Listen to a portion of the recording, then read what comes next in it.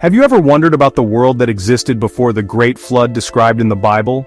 Many unbelievers, archaeologists, and historical researchers claim the biblical pre-flood world never existed, but at the same time they struggle to explain the universal construction projects that defy easy answers. Across our planet, there are mysterious stone structures, massive walls, and pyramids found in places as far apart as Italy and Greece, Cambodia and Australia, Peru, and Egypt, Indonesia, and Sudan, Central America, and Mexico.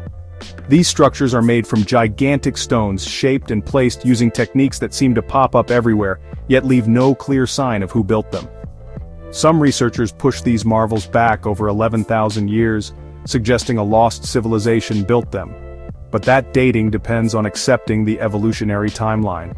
And honestly, these same researchers can't tell us why or who built these structures. By placing them deep in history, they avoid the biblical record, but that only raises more questions. Let's look at the evidence. Why are the same construction methods found all over the world? And why did the builders vanish so completely? No tools, no blueprints, no manuscripts, no stories. The pyramids, the global Stonehenge designs, the giant stone walls, they seem to point to a common culture that existed everywhere only to be wiped away overnight. There is only one recorded catastrophe that explains both the disappearance of the builders and the survival of their mysterious works, the biblical flood. This event, described in Genesis, wipes the slate clean. It explains why we have these massive ancient structures but no trace of the people who created them. No records in neighboring countries, no survivors to pass on the story, just the stones themselves standing silent. Every tool, every record, every witness was destroyed in the flood. Later societies moved in, leaving behind their own artifacts, pottery, bones, simple huts, which mislead archaeologists into dating the structures to much more recent times. But the dates are misleading. The structures themselves are older, belonging to a world lost in the flood. The biblical flood is the only known, widely recorded catastrophe that fits the facts.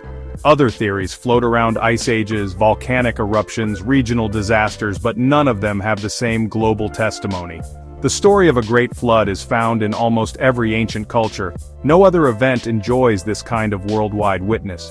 So what do these mysterious structures really tell us? They're a testimony to the pre-flood civilization, a witness from another world.